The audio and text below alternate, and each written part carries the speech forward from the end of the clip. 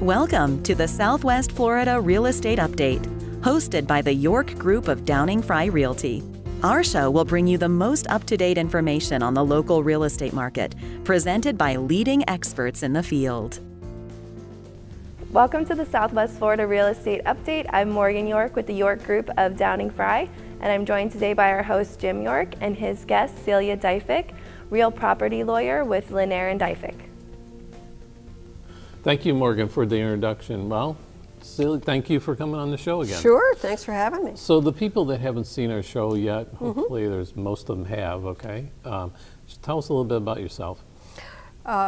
Brilliant, charismatic, and I am board certified in real estate law. I'm an attorney. I've been a member of the bar for over 3 decades.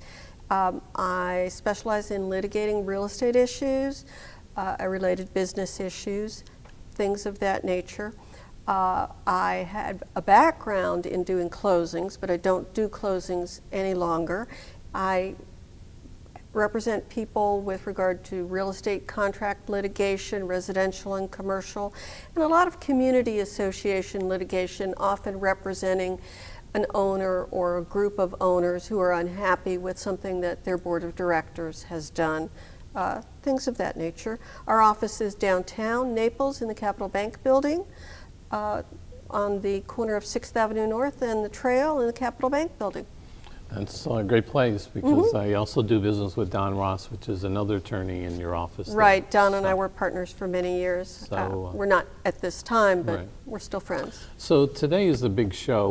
We're going to cover 2 things. In the first segment, we're going to talk about new legislation that's just been passed by our state, okay? Yes. In the second part, we're going to talk about real estate contracts for that maybe you enter in with a contractor. For home improvements and things like that, particularly after a casualty loss. And by casualty loss, I mean after a storm or water heater bursts or you have some kind of loss in the home.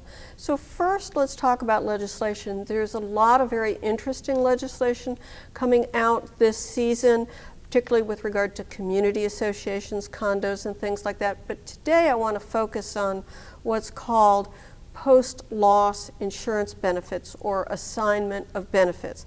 That's a lot of fancy language that really just means the legislature wants to keep people from being taken advantage of when they are particularly vulnerable right after a major storm. And there's been a big issue in the state that's been building up over the last decade or 2. There's a provision in the insurance law that the legislature originally wrote for the benefit of homeowners like you and me. Right. So that if we had a loss, say from Hurricane Irma, or a sinkhole or something like that, that if the insurance carrier failed to pay us all the benefits that we were due, and we had to sue our insurance company to get the benefits, we might have to hire an attorney, and we'd have to pay that attorney. So the legislature said we don't want the homeowner to be out of pocket for attorney's fees. So if the homeowner has to sue their insurance carrier to get the benefits and has to hire a lawyer, then the insurance company will have to pay that lawyer's fees. That was all really a great idea. Unfortunately, what happened is a lot of service providers, and that's how the legislature refers to them as service providers. They can be contractors of various types, fire and water remediation service, roofing contractors, flooring companies. But the legislature is calling all of these people service providers. Some of them, less perhaps scrupulous than others, saw an opportunity to take advantage of the situation. Now I want to emphasize most contractors are very ethical and do their utmost to abide by the law. But there's been a huge uptick in litigation where service providers would come in after say Hurricane Irma. That's Let's right. just use that as an example. And they come from all different areas of the country, They too. come It's not from- just local companies. Right, right. And so your antenna want to go up when Mm-hmm. someone is coming into your driveway and they're not from Southwest Florida. They got Texas plates. Right. And they'll say, don't worry, we're here, we're going to take care of everything. You won't have to worry about a thing. Just sign this piece of paper right here. And most people are upset. They don't have necessarily the money out of pocket right away, or they don't want to come out of pocket right away to make the repairs, and they'll sign. And what they've signed is an assignment of their insurance contract with their carrier. So we really, and you need to keep in mind, we've got two separate contracts here. We've got the contract, let's say you're the homeowner, That's Jim. right. Mhm. You got the contract between the homeowner and State Farm, Allstate, whatever insurance carrier it might be. You refer to that as an insurance policy, but it's a contract. So you've just assigned all your benefits under that policy to Mr. Contractor from Texas. And maybe you haven't read the fine print. And what happens is these service providers get thousands of these assignments of benefits. There's a lot of fine print in there that people haven't read that imposes financial burdens on the homeowners that they may not realize, because the homeowner thinks, oh, this contractor is going to get my insurance company to Right. pay for all this. And so these service providers would then sue the insurance carriers for the benefits that they thought Jim should get. And many times it was more than Jim had even thought was necessary. The other thing that would happen is there would be a lot of additional work done that Jim would then find himself liable for. So the legislature has passed this law to protect homeowners when they are at their most vulnerable. Now, it won't take effect until the governor signs it. It's only just been passed by the legislature last week. Governor DeSantis has said he will sign it, and it will go into effect July 1, 2019. So it will not affect contracts that people have signed yesterday or tomorrow. But I would strongly urge them to look at the law, because it gives a good idea of what you as a consumer or you as a homeowner should be looking at to have in your contract. And what the legislature is saying is you can only assign benefits for $3,000 or up to 1% of your policy. So there's a cap. The service provider must waive any claim against the homeowner except for the deductible. And they can't say, don't worry about the deductible. Right, that's fraud. They have to provide a copy of the contract, the home improvement contract, remediation contract, whatever it's called, to the insurance carrier within 3 days. That's very important. And very importantly, the consumer, the homeowner, has a right to cancel the contract. They have 2 weeks, 14 days, in which they can sit down in the quiet of their own home, read the contract, maybe talk to an attorney, and say, whoa, this is not right for me. I need to cancel this without any penalty. There's serious limitations in the law on what the service provider can put in the contract, and you as a homeowner will only be able to assign your insurance benefits for the work that's really necessary on an urgent basis to stabilize, protect, and prevent additional damages. The service provider has to waive all claims against you, the homeowner, and they can't transfer or create authority to a person or entity who's not qualified as a public adjuster under Florida law. And so all of this may sound like a lot of regulation, but there's been a tremendous number of homeowners who've been taken advantage of. And the other impact, and the reason the legislature has been working on this for a few years, is because of this flood of lawsuits, insurance premiums are going up. That's what my insurance company has said. But on the other side of this, let's assume that the insurance company is going to try and get away with the least amount they can pay.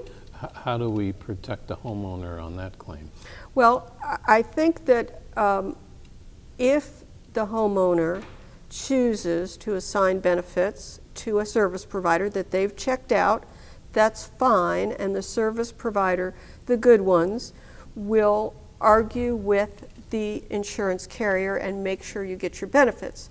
The other thing that homeowners and consumers can do, because this applies to more than just home improvements, it applies also to vehicle damage, for instance, auto vehicle damage.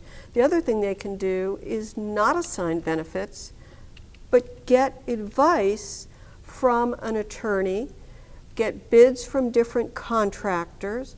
I think something that a lot of people don't realize, and this is pointed out in the staff analysis by the legislative committees that have worked on this, is that the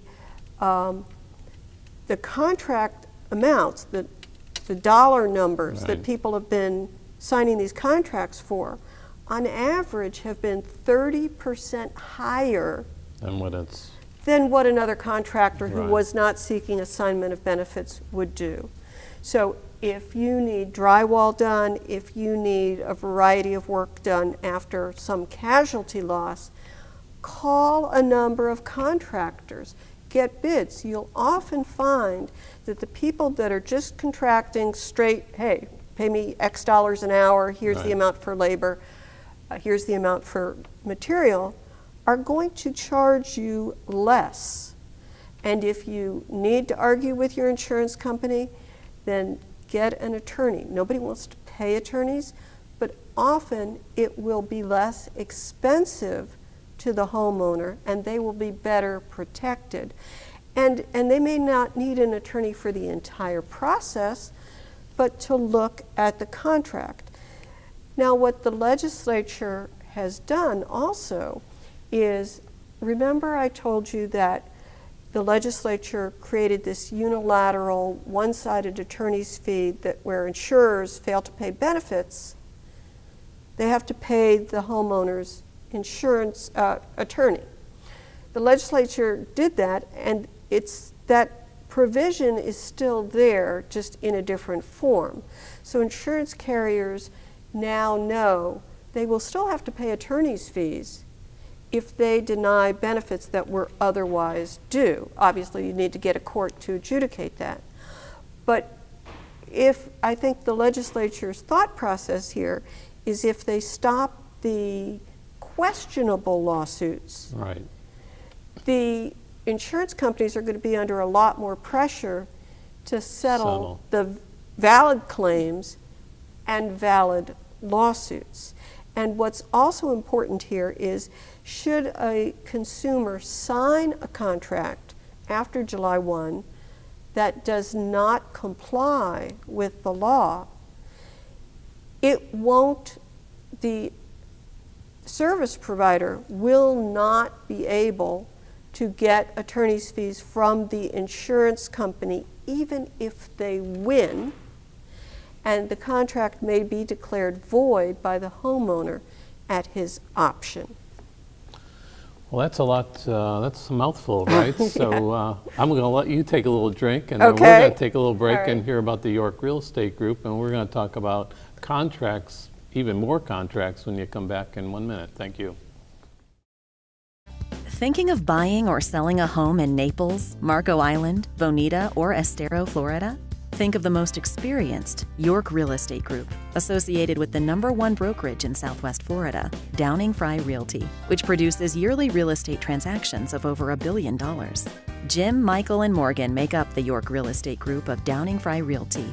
with over $275 million in sales transactions, along with offering over 25 combined years' experience in the local market.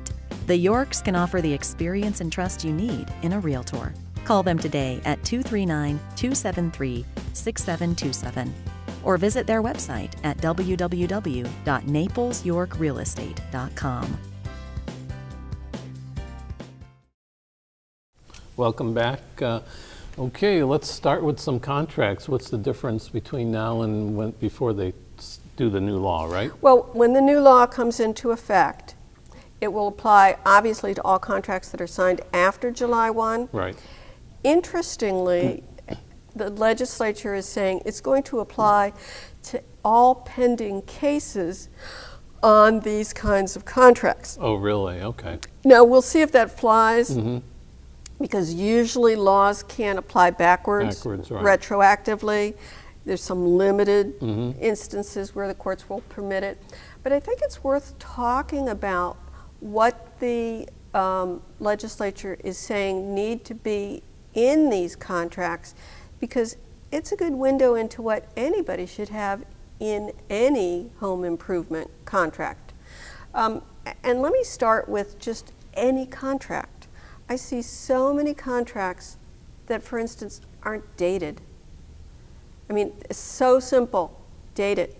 Just like a regular real estate contract. Right, just And we date have it. an end date too, right? Or Right. a closing date. You not only want to have the date it's signed, you want to have the date by which different things are going to take place. I see a lot of contracts that say, including from service providers in the instances Right. we're talking about, where it doesn't say when work will commence, when work will be completed. And some of these contracts have said that the contract's not even binding until, on the service provider, until they have gotten what they want from the insurance company. Well, you don't know how long that's going to take. So anytime you sign a home improvement contract or a remediation contract, any kind of contract, you're making an offer. And you want to have a drop-dead date on that offer.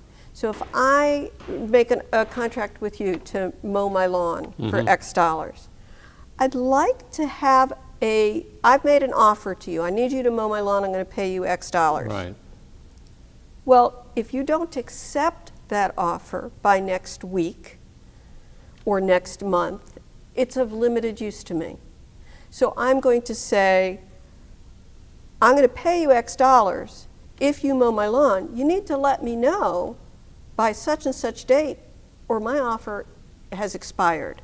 So you always want to have an expiration date in a contract. And the legislature is wisely saying that these types of contracts need to have those kinds of dates. They also need to clearly set out what is going to be done and what the reasonable charges for that will be. It needs to explain the scope of work. And I would say to you, you never want to have someone do work on your home or enter into a contract of any kind unless you have vetted them, checked out their contractor's license, gotten an insurance certificate from them, examined what kind of warranty they're going to give you, read the fine print of the contract. If you're not able to read it, get someone else to read it for you. Right. And what I tell people is, because they'll say to me, oh, but he was such a nice guy, and I know he can be trusted. That might be true. He might be a really nice guy, but disputes will arise just through circumstances as your scenario progresses. If there's ambiguities, get them nailed down. And then think about, if this goes south, if everything blows up and we disagree, the work doesn't get done for whatever reason, what are going to be the remedies? What's the remedies for me? What's the remedy for the service provider? And those should be laid out. And the legislature has dictated for these kinds of contracts limitations on the remedies that the service provider can ask you for. Where can they see these laws online?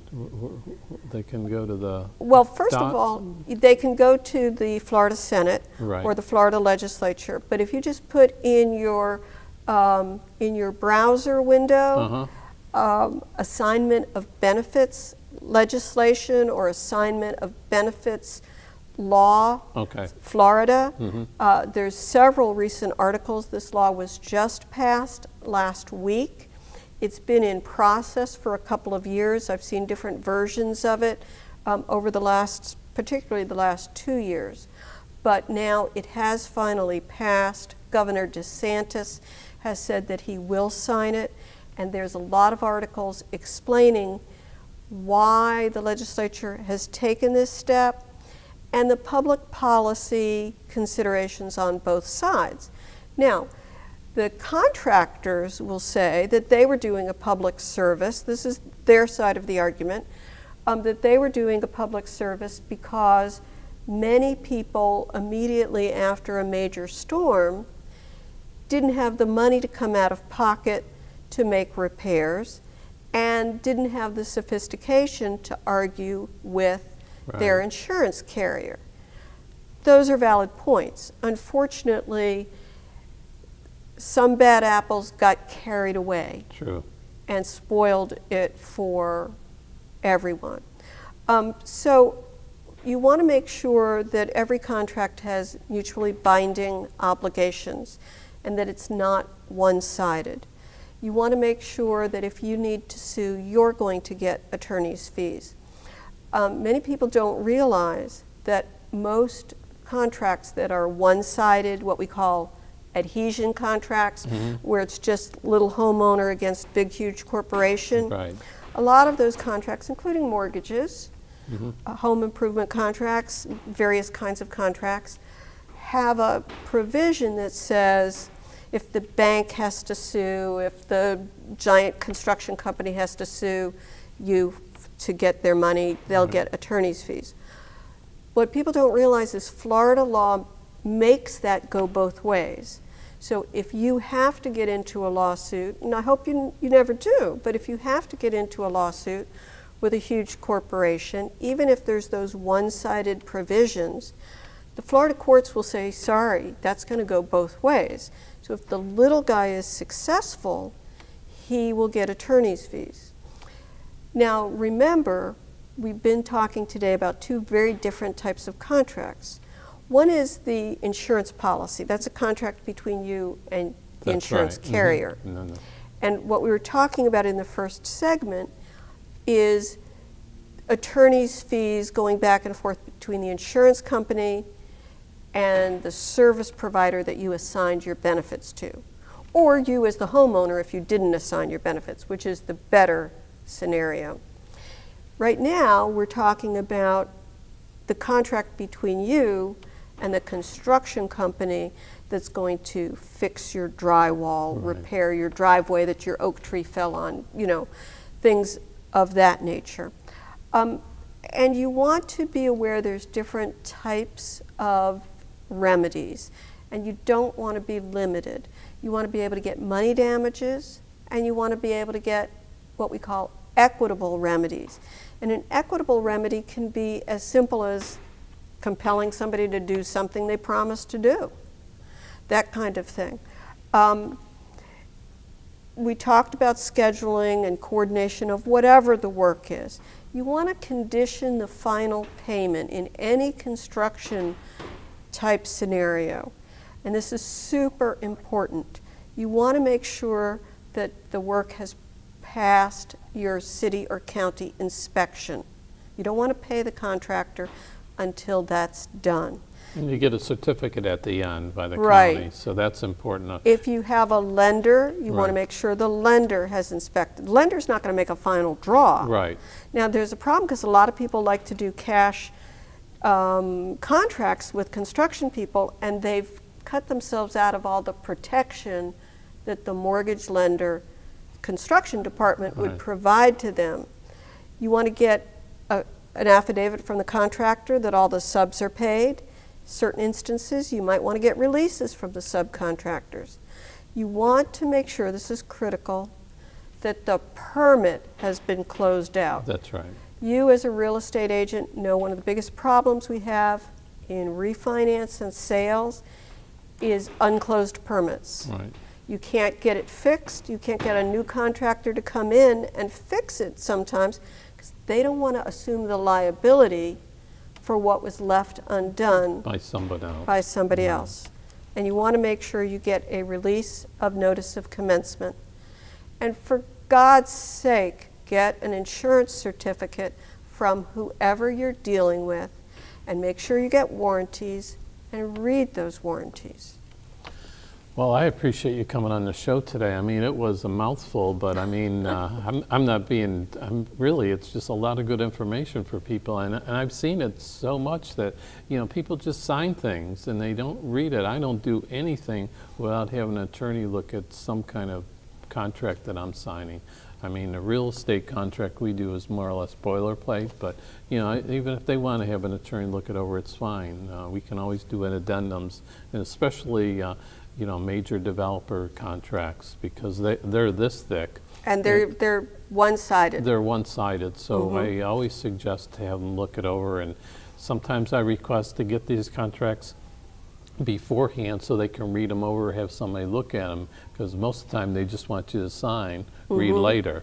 So, but look, it was a great show, and I really appreciate you coming on, taking your time to explain to our viewers about this, because it's something, it's easy to get into something, but it's very hard to get out of something, right? Very true, and I just want to leave you with one thought. People need to be very careful about emails and texts, because those can constitute contracts. Okay, well, thank you for tuning in today, and we'll see you next week, and have a good week. Thank you.